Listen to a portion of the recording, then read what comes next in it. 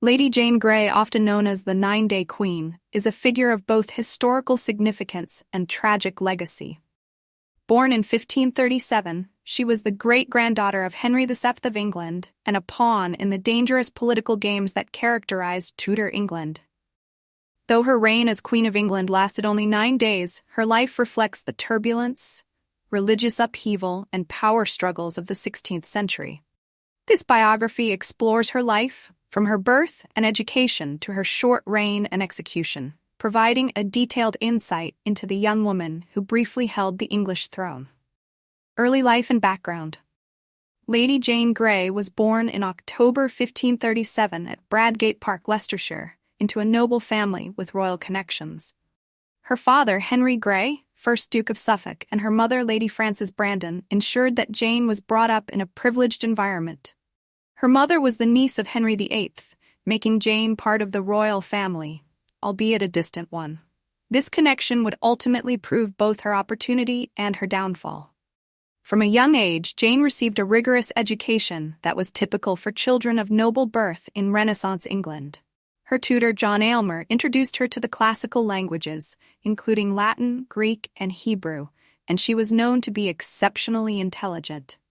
Jane was also deeply influenced by the Protestant Reformation. Her studies included theology, and she became a devout Protestant, a religious conviction that would later play a crucial role in her life and demise. In contrast to many women of her time, Jane was highly educated, and her intellectual prowess set her apart from many of her contemporaries. Humanist scholar Roger Ascham, who later tutored Elizabeth I, visited Jane in her youth and noted her scholarly focus and piety. Jane's education positioned her well within the Protestant faction, and her learned and devout nature won her admiration from Protestant reformers. Political maneuvering and marriage. Jane's life was deeply affected by the turbulent political environment of the Tudor court.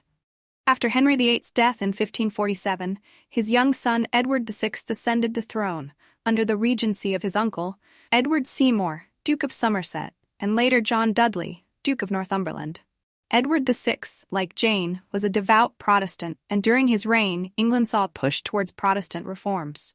The Greys, keen to cement their power and influence, sought a favorable marriage for Jane. At the age of 16 in May 1553, Jane was married to Lord Guildford Dudley, the son of John Dudley, Duke of Northumberland. The marriage was more a political alliance than a love match, orchestrated by Dudley to secure his family's influence in the kingdom. While Jane may not have been enthusiastic about the match, she complied with her parents' and Northumberland's wishes. Jane's marriage to Guildford Dudley placed her in a precarious position, aligning her with one of the most powerful and ambitious families in England. Unbeknownst to her, this union was also a critical part of Northumberland's grand scheme to secure Protestant control of England, as the health of the young King Edward VI was rapidly declining. Ascension to the throne. As Edward VI's health deteriorated in early 1553, the question of succession became urgent. Under the Third Succession Act passed by Henry VIII, Edward's Catholic half-sister Mary Tudor was next in line to the throne, followed by his Protestant half-sister Elizabeth. However, Edward, a staunch Protestant, was determined to prevent the Catholic Mary from succeeding him. His strong Protestant convictions, combined with Northumberland's political scheming, resulted in a revision of the line of succession. In his devise for the succession, Edward excluded both Mary and Elizabeth from the throne, instead nominating Lady Jane Grey as his heir. This decision was heavily influenced by Northumberland, who sought to maintain his power through his son's marriage to Jane. In July 1553, upon Edward's death, Jane was proclaimed Queen of England. Jane's ascension was met with little popular support. Most of the English population still considered Mary, Henry VIII's daughter, the legitimate heir. Jane herself was reluctant to take the throne. According to contemporary accounts, she initially resisted the role, saying, "The crown is not my right, and pleaseth me not. The Lady Mary is the rightful heir."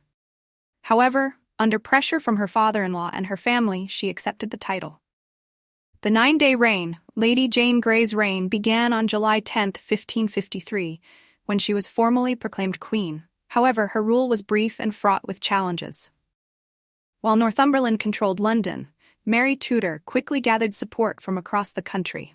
Mary was both popular and seen as the legitimate heir, and within days, her forces swelled as nobles and commoners alike rallied to her cause. Jane's short reign was marked by a lack of real authority and support.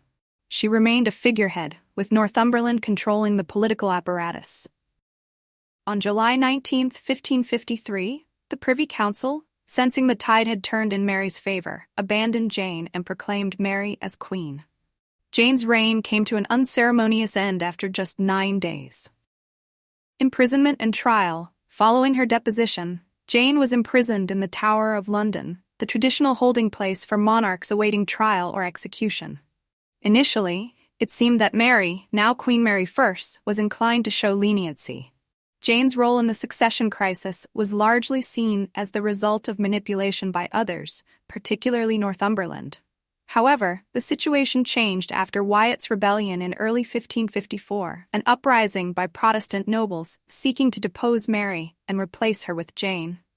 Although Jane had no involvement in the rebellion, her Protestant faith and royal blood made her a focal point for dissent against Mary's Catholic regime.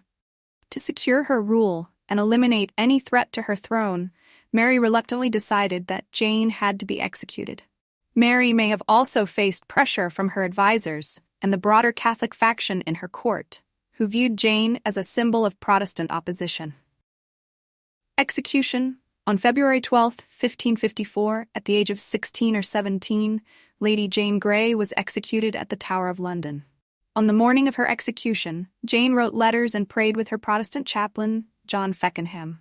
She was executed by beheading at Tower Green, a private execution rather than the more public spectacle of Tower Hill, likely in an attempt to minimize public sympathy for her cause. Before her death, Jane is reported to have recited the 51st Psalm, showing her steadfast faith until the end. Her final words were said to be, "Lord, into thy hands I commend my spirit." Legacy.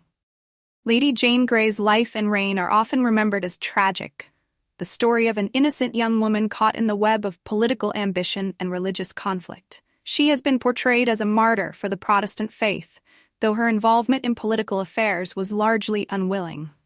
Over time, her story has taken on legendary status, with historians and writers portraying her as a symbol of the dangerous interplay between power, religion, and politics in Tudor England. Thank you for watching. Please subscribe our channel.